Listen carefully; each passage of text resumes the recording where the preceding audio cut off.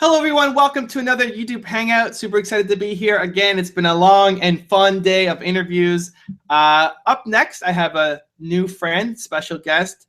His name is George. He runs an amazing podcast called Let's Grab Coffee that focuses on entrepreneurship and leadership. And he wanted to interview me. And I said, I'd be honored.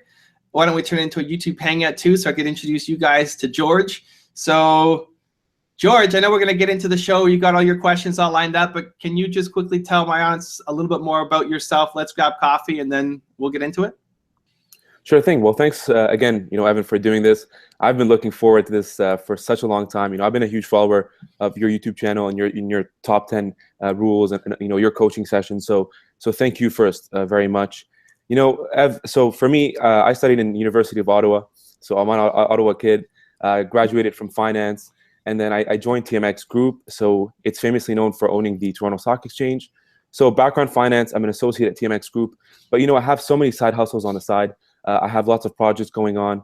One of them is my podcast. It's called Let's Grab Coffee. So I interview leaders like yourself about business, entrepreneurship, life in general. I work with two friends of mine with a startup.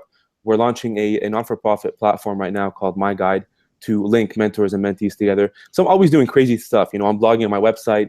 But most of all, I love learning, love reading, and most of all, sharing my knowledge, just like you have. And I'm so glad to be able to learn from you today. All right, cool. Well, let's kick it off, man. Let's get into it. All righty. So first question. Look, I'm a huge follower of Gary Vaynerchuk, and I'm sure you know him as well. He always talks about self-awareness. And for entrepreneurship, I think it's always great, and you've said this before, know your why, know your North Star. Who are you? That's always a starting point. So, but how do you start, Ev? How did you know who you are, what your skill set is? How was that process for you? So I'm a big Gary Vee fan. He's been on the channel. We've done videos on him. We did a interview on the channel. I've collaborated with him multiple times with the past 5-6 years on different projects. I agree. He is huge, on self-awareness. His approach is slightly different than mine. He thinks that if you don't know, so he believes like he just knows. He knows who he is, what he's all about.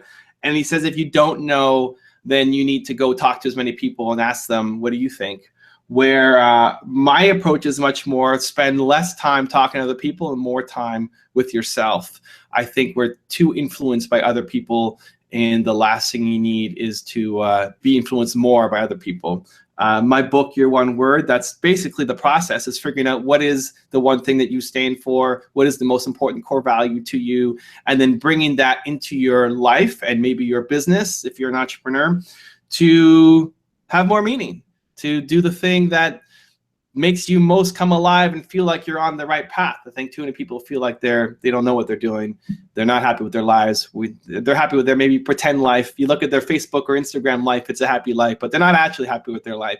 Yeah. And it's mostly because you're not living a life that is congruent with who you really should be. So for me, finding Believe was a journey, was a process. Believe is my one word. It translated into then making the book. I think in terms of skill sets, which you also asked about, I think those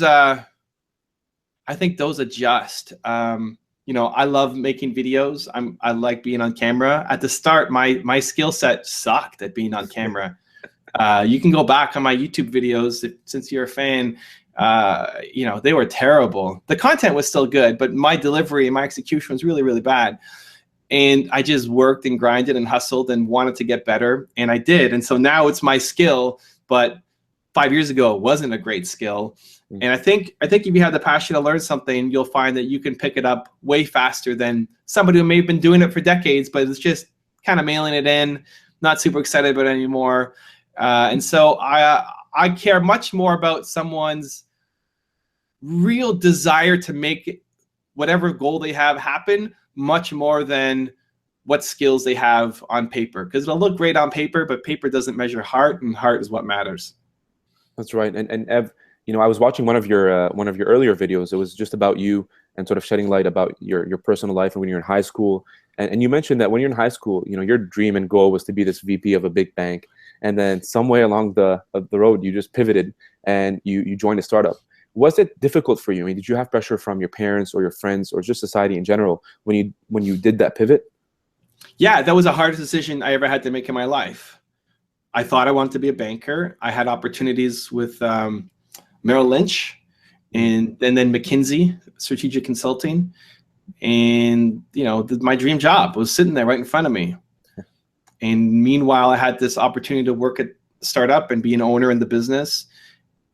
Just, you know, 2 people. It's a small company. It's not even really like a startup that you might think of. Hey, there's this team of 10, 15 people. It was 2 founders and me. That's it. So, you know, there are 3 owners in the business, and we weren't doing well. I'm fortunate with my family that my parents always supported me in what I wanted to do. There's a big picture of them behind me on my wall, and it kind of reminds me daily. They taught me believe. You know, that's where it came from. And they didn't necessarily understand. It wouldn't be the path that they would go down. They both were, you know, had traditional jobs. They never really ran their own business. We didn't have entrepreneurs in my family. But they didn't say don't do it either. I think more pressure came from my friends who wanted those same jobs. It's a super competitive environment. You know, not many people get those jobs coming out of university, and my friends badly wanted those. We all kind of were competing and badly wanted them. And when here I am, like being flown to New York and put in the Waldorf Astoria and kind of wined and dined to join their companies, I didn't know that I wanted it. And so it was the hardest decision I have to make in my life. And, you know, the story that I've told and I keep telling is that it was just fear of regret. I didn't want to miss out. I didn't want to think back and say that startup company, I should have just given it a little bit more time. If I was having tons of success, it's an easy decision, right? It's like, hey, I'm rolling in it. You know, this is, you know, forget you, big corporate banks. You know, I don't need this. But I wasn't. I was making $300 a month, right? I was below the poverty line, man. You know, I wasn't rolling in it, but I still felt like I could give it a little bit more, and I didn't want to lose it. I didn't want to not. I could deal with the failure. I could deal with it not working out. I couldn't deal with not knowing. I knew that would kind of eat me up forever. So I had to at least give it my best shot, just to know. And the thing that made it a little bit easier was I told myself I'd try it for a year and just see what happens, see if I can turn this thing around. And I never ended up going back. You know, we managed to make it work. Some of the toughest days of my life, which we can get into if you want, but yeah, it was super hard. And every other decision since then has become easier because I use that same framework where I think of, you know, if I'm afraid to go, you know, speak at that opportunity in Brunei on national television in front of all their leaders, you know, I was afraid. And it's easy to say, well, you know, I'm busy. I don't have time to go do that. Like you come up with some practical excuse for not doing it, but really it's just fear.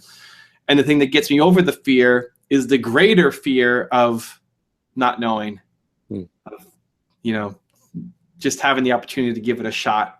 And so, you know, that idea of fast forwarding your life to age 90 and looking back and saying, will you regret not doing this? And that gives me the courage to move forward. And so it helped me in that situation, picking between job and business. And it's helped me in every other big decision since. You know, and one thing you were talking about is and it's actually a central theme. Every time someone brings up entrepreneurship, risk-taking is like just paired with it, right? They're sort of correlated. Do you think that's sort of genetic, or it's something that once it's applied, people sort of build a tolerance up to it? You know, I don't consider myself a big risk taker. I'm pretty cautious. Okay. I like to test stuff and prove that it works. I like to I don't like to spend money until I'm making money. And I feel like it could have held me back. When I started YouTube, I didn't start and say, okay, I got to go get the gear and get the lights and get the team and the editors and all of that stuff, the microphones and all that stuff. I didn't do any of that. I started by myself with a flip camera that I already owned and just started making videos. And as a result, the quality was, you know, pretty poor. Right. You can see if you go back. But at the same time, a lot of people go in and buy all the gear and get all the stuff and say, I'm gonna be a YouTuber and spend thousands of dollars, and then they do it twice and then they stop because it wasn't for them, and you're sitting on thousands of dollars of gear that you put in your mom's basement or something. So I don't consider myself a big risk taker. I think as I've gotten more successful, I've been able to take a little bit more risk. You know, when you have no money, just, you know, all you can invest is your hustle. So it's just, where am I spending my time? As you get bigger, you start to make more money. You can make a bet, but I don't go out making huge bets. You know, I don't sacrifice what's at the core of my business that's successful to then go try something else. And if that something else fails, I'm bankrupt. Some people are, a lot of people are. And for a lot of people, that's the only way. I think it just depends on your style. I think some people need to have the burn the boats mentality. There's no way out. I can't go back to that old life. And so I'm just going to have to find a way to make it work. And so they need the pressure of a huge mortgage, or, you know, flamethrower in their boss's office, so they like you can never go back to it. They need that all-in approach. Where for me, I like having, I take a much more practical approach. I like having, I like doing small tests, show it works, and then expand. So I don't know. I think it just depends on, your personality style. But there's some elements of risk taking, you know, but you don't have to be the crazy entrepreneur to be successful. You talked about hustle, and hustle, you know, obviously requires motivation, not just external, because usually that's short term. The long term is obviously something within you. What gets you up in the morning? What's your motivation? I want to have an impact. I love helping entrepreneurs. I wake up and know that the work that I'm doing is important. I wake up and I see the comments from the people who've left messages on my YouTube channel, and if I didn't post videos, a lot of people would be sad. A lot of people would be hurt. Like, a lot of people now depend on this. Just like an employee depends on their boss a lot of times for a wage. A lot of people depend on my videos to get through what they're doing. Now, it's not most people, you know, a lot of people, it's like a nice to have little bonus extra thing. But for a lot of people, it's how they cope with a lot of difficult problems in their life.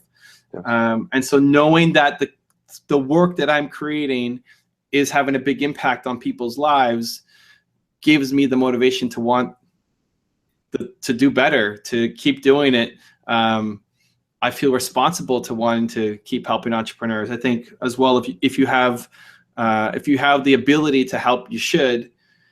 And I found that I have the ability in this arena, so I need to keep going. And for a lot of people watching this, Evan, you know, they're either in high school, early university, or even just starting out their work career. You know, they want to pursue the startup life. It seems, you know, glamorous and luxurious, but obviously we know it's challenging. How can someone actually get started? Like, how do you start the ideation phase? Do you stick to something you know that you're good at? How would you advise someone? If somebody's coming out of school and they want to be in a startup, or they want to start their own thing, I would do two things. I would, one, try to get as much knowledge as I could. I would go to, you know, if your school has speakers coming in talking about different subjects, especially if they're entrepreneurs. Like, if you ever get the chance to hang around somebody who's done what you want to do, I would leverage that as much as possible. Understand them, ask questions. You know, join those conferences. A lot of times through school, it's free because they bring in these guest speakers to come. I would go and try to understand them. I would try to get a job. I would give myself a couple years. I gave myself a year. Like, I would try to find an opportunity at a startup just to understand how they work, even on the side, part-time, intern, something, just to get a flavor for the lifestyle. And I would try to get as close to the entrepreneur founder as possible and see, is this something that I want to do? It's often the case where, you know, the grass is greener on the other side. It sounds like a great opportunity. Then you get into it, like, man, this is a lot more work than I thought. And it's not just glamour. It's actually a lot of crap. Right. And so can you handle it, right? Like, I enjoy doing the crap.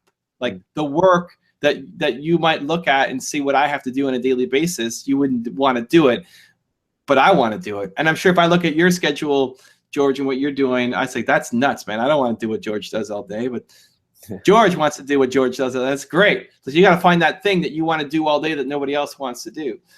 And so when you're looking at that entrepreneur lifestyle, by hanging around it, one, it'll teach you a lot of stuff. You'll make some connections. You'll make some money while learning, right? The idea of getting a job is not just to make money, but to learn, and then see if that lifestyle is for you.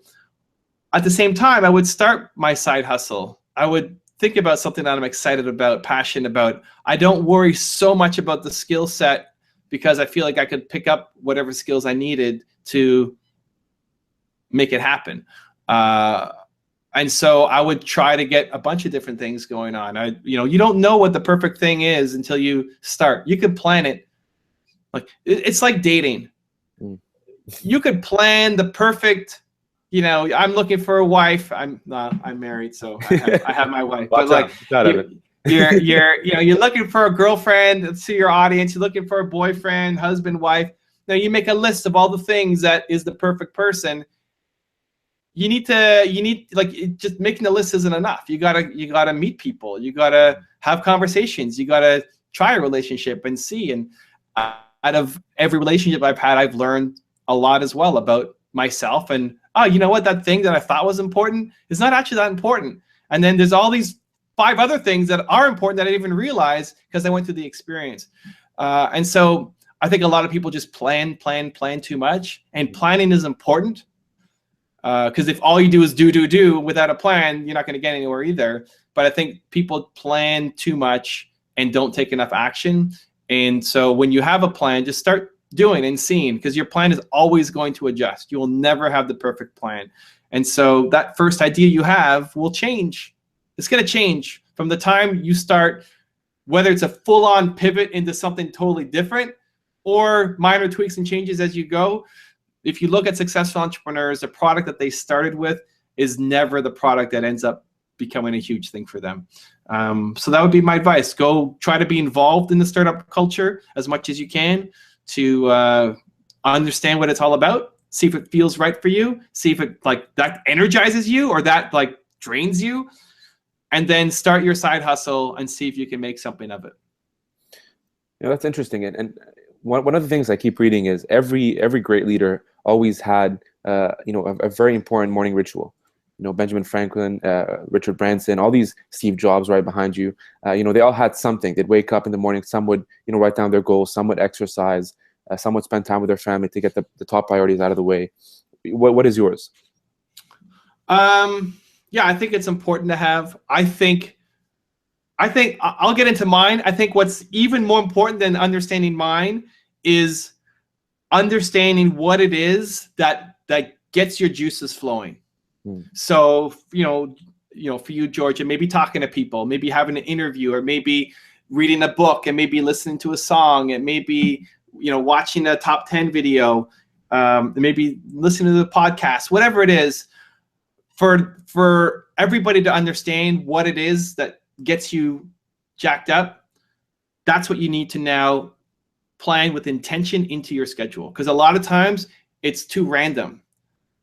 Somebody's listening to your podcast and it's Friday afternoon at 3 o'clock and they get all jazzed up that was amazing. George is awesome, and now I'm gonna go crush my goals. And then you wake up Saturday morning and you've lost the mojo. It's gone. And so if George's podcast gets you all excited, then start your day with that. Every day, George, you got to make more content. Start your day with that. So, and we've all had those moments where we've been in the zone and something triggered it, a speech, a song, something. So understanding what triggers you and then planning that into your routine, I think is such a valuable tool for everybody listening. So not to ignore your question, back to what my morning routine is. Of course. One of the first things I'll do is I'll put on music. I wake up, I go to the bathroom, I put on music then. And music just gets me out of my fog in the morning, right? I have a playlist. I call it the Believe playlist. They're all songs that make me want to dance. I listen to it and I just favorite want to dance. Yeah, I want to dance. And it's a public playlist. People can find it. But what gets me excited is not going to be the same as your listeners or you, right? So just because I like an old Ace of Base song, it doesn't mean that that's the song to get you jacked up in the morning, right? Yeah. And so I'll make a playlist and I'll put that on in the morning. I'll put it on random, and all the songs get me excited. So I'm a fan. That already changes my state and gets me in a more energetic mindset. Then I'll go to my gym in my condo. I'll go and get on the bike for 20 minutes and I'll watch the videos. The videos for me, it's why I made my channel. I want to be around more successful people than me. I looked at my environment and lots of loving people in my environment, but nobody who was doing more than what I was doing. And so when that happens to you, the tendency is you're gonna just shrink down. You're gonna always play small because you're the big fish in your environment. So there's never a push to get better. So I don't want that. I don't want to win the 100-meter race with, you know, a bunch of toddlers crawling, right? I want to lose a 100-meter race to Usain Bolt because he's gonna push me to do better. And so I need to surround myself with that daily. I need it daily. I make those videos daily because I need it daily. And so I'm working out while I'm watching a video, and I'm getting knowledge, and I'm getting motivation, and I'm getting ideas that then starts to make me think bigger. And then from there, I come up, have a shower, and I get into my normal daily stuff, whether it's social media, whether it's reviewing videos, whether it's email, whether it's connecting with my team. Every day I have different tasks. So Thursdays, we're recording on a Thursday. It's my public facing day. It's all day interviews, podcasts, radio shows, anything kind of public facing.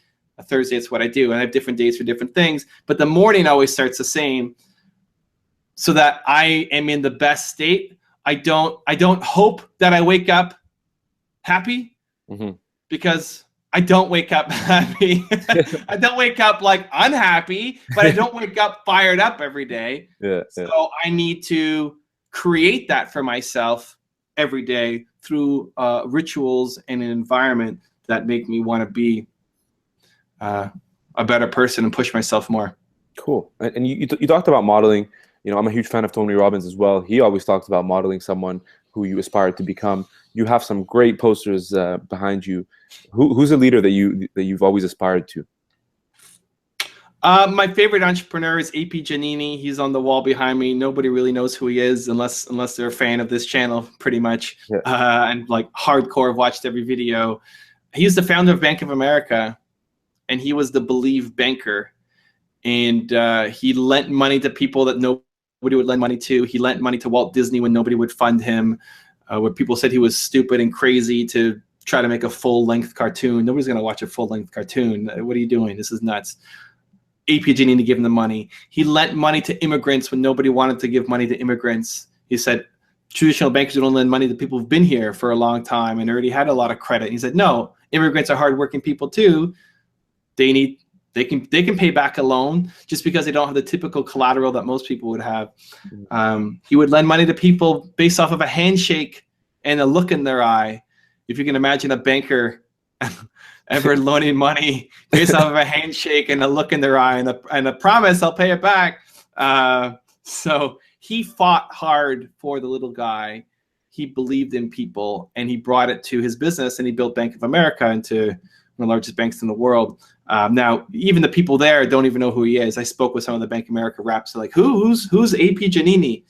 Like, he's your founder, dude. Come on. So, you know, read your history. The company does not do a good job of storytelling around their founder. Yeah, he's you know, I pull a lot of things from different people. So Steve Jobs is on my wall. He might be a typical entrepreneur that people look up to. And I love Steve for his desire to have a big impact. The way he treats people maybe isn't something that I aspire to be like, and that's okay. Like I'm pulling that one thing from him that I respect and admire. Howard Schultz, the CEO of Starbucks, founder of Starbucks. I guess ex-CEO. He's moving on now. It's very sad. You know, he stands up for his values. He was well, since you're in the stock market kind of area, I don't know if you remember. Do you remember the gay marriage fight with his shareholder? Did you see that? No. So Starbucks was one of the first companies to come out and support gay marriage. One of the first big companies to say, like, we support gay marriage. And at a shareholders meeting, one of the shareholders stood up and said, listen, we're a for-profit company. Why are you making these stances? Like, we're not supposed to be getting involved in politics and that kind of stuff. I worry about our share price. Don't make these kind of stances because I don't want to lose my money. I invested in Starbucks for a financial return. And Howard then got back up on stage as a shareholders meeting, like cameras, tons of people there. And he said, you know what, the lens through which we made this decision was not an economic one, but through the lens of our people, because we believe in diversity, and that's an important core value for us. And Starbucks has returned a pretty impressive return on investment, but if you're not happy with it, then feel free to sell your shares in Starbucks and go buy something else. And that was a really controversial stance at the time. Now it's, everybody's going to say, yeah, we support gay marriage and diversity. But at the time, that was really controversial. And I just like the stance. Like, it's what he believes in, doing what's right, even though it may not be the most logical or the most short-term economic decision. And so I think, you know, with the videos that I put up, we're doing a new person every day, a new top 10, new people to learn from. You can learn from someone who's had success, even if you don't agree with everything that they do. And I don't want to be the next Steve Jobs or Howard Schultz or AP Giannini or whoever. I want to be the best version of me. And to do that, I can pull a little bit from all of these people to help shape my thinking and mindset and attitude and beliefs to help me get better. And so if you ask me who my favorite entrepreneur is, I'd say AP Giannini, but I pull a lot from many different people to help me be the best Evan Carmichael I can be. What do you hope people would pull from you? I've never been asked that question. That's a good one. Let's have some coffee. George is cranking out the question. What do I hope people will take from me? I think, obviously, believe is my one word. I hope that people believe in themselves more. I hope that people see the potential in themselves more. I hope that people bet on themselves more. I hope that when people have an idea for something, that they just get started on it and not talk themselves down from doing it. Just find a small way and get started. Right. Believe in all the different ways. I think entrepreneurs are not. I think we all have these moments where we have something that we want to go for, we want to try out, and in that moment we actually believe we can do it. And then as time passes, especially if you wait till the next day, you're just like, oh yeah, I can't do that. You know, what was I thinking? That's too crazy. I can't do that, right? And so, like, you had this chance, you had this shot to go and do something a little bit scary, and you may fail, but like just a little bit moving that up, and then you talk yourself down. And so I hope that what people will take from me is to just try it, have a little bit more confidence, try it, take a small step, take some action on it, and don't delay. And Ev, you know, you look at your YouTube channel right now, about 500,000 subscribers. Like, you've obviously done some great, very impactful stuff, not just on your YouTube, but obviously on your website and your coaching sessions. What's next for you? Well, we're crossing 500 today. What's today? Let's see what we're at now. I predicted it. There you go. It's coming. It's a special time with George here. We are at 499,866. Everybody watching this, subscribe. Make this 500,000 for Evan, because so we're gonna cross today. 134 more to go. I don't know what's next, man. My big goal is to help 1 billion entrepreneurs, which means I need to be doing a lot of high leverage, big reaching kind of projects, which led to the YouTube channel, which led to the book. My next immediate goal on YouTube is to hit 1 million subscribers. I almost don't even care about the 500,000. I said when I got 100 that my next goal is 1 million. 500, it's more for the audience because they want to care and celebrate. It's like, this is nothing, guys. Let's get 1 million. Let's go. We got to drive it. I want the book to do well. I want it to reach people. I want it to have an impact. That's like the immediate future. The videos and the book and getting those out. Beyond that, I'm going to be doing a lot more investing in companies, especially in my city. I want to work with 5 to 7 different entrepreneurs and own a piece of their company and guide and mentor them to do some pretty amazing things in our local community and area.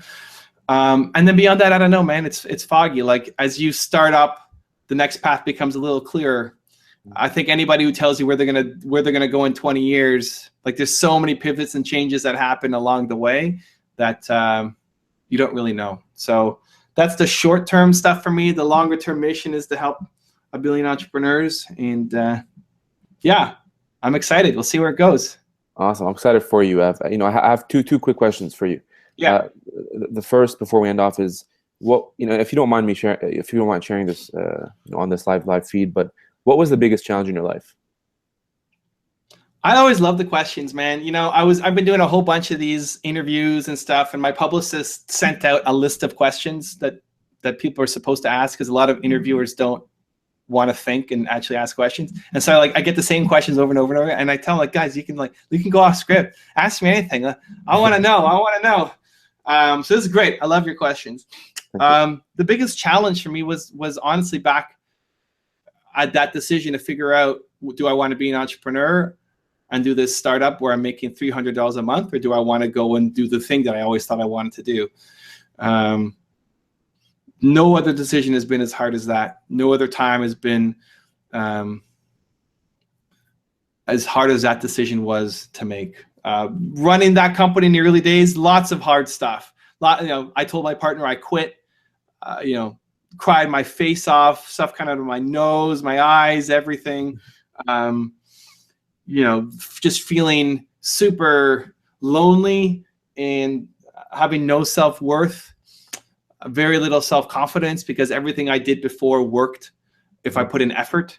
You know, if I'm practicing basketball at high school and I practice my jump shot, I would get better with more repetitions. And here I was practicing. I was working hard at my business and I wasn't getting results. And so I felt really worthless, which led to me telling my partners I quit. And then showing up the next day saying, let's go back to work because I don't want to quit on this. So that whole experience was, that first year really of that business was just the hardest thing I ever had to do.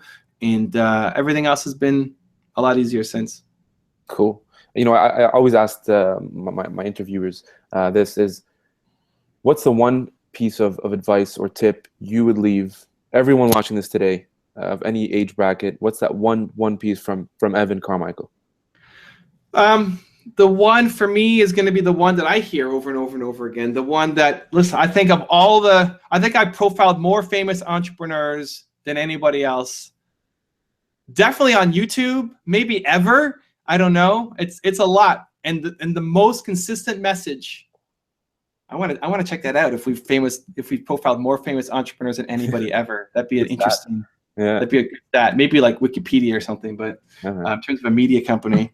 The most important one that keeps coming back over and over again is about following your passion, and it's the most overused one and also the most correct. You got to do something that you love. So many people just, especially if they're graduating, you know, you look at what are the highest paying jobs for 2017. Oh, it's investment banking. I got to get into investment banking, or I got to be a doctor, or, you know, that will always kill you. You will never be good at those things unless you have the passion to want to go forward and do it. And oftentimes, if you're really good at what you do, you create a new job for yourself that didn't exist. You know, what I'm doing didn't exist when I was in university. This career path would never have been predictable. And that's where you let your true genius come out. If you look at who's the best at anything, who's the best soccer player, you know, who's the best CEO, who's the best accountant, who's the best musician, they love what they do. That's really, you gotta love what you do. You know, I know you like interviewing people. I've talked to a lot of interviewers who don't love interviewing. It's like it's the same questions over and over again. You put no effort into it, right? So I think a lot of people just mail in their career because they're just trying to chase, either they're trying to chase like a hot opportunity, or because it's the easy, safe thing to do. Like, hey, you know what? I went to school for accounting. Let's just go be an accountant. Yeah, that's not a great life, but it pays the bills. I'm okay, you know. And that sucks. Like, you'll never be a great accountant. You'll never be really happy with what you're doing. If you love accounting, then go off and be the best accountant in the world. I love it. Great. But if it's just a career to fall into, you won't have success. So you need to love what you're doing. And if you're young and you don't know, then have the courage to switch paths. Too many people just stay on the same path because that's the path they started on, or it's the path their parents chose for them, and it's not the path that you actually should be on. There you go. Wise words from a very wise man that I know and a good friend of mine now. Evan, thank you so much for doing this. I really appreciate your time. I'm sure everybody watching this is going to have a blast. Thank you. Thanks for the love, George, and good luck with the podcast. You keep going with those interview questions. It's going to be something amazing, man. Thank you, sir. I appreciate it. All right. Cheers. Take care. You too.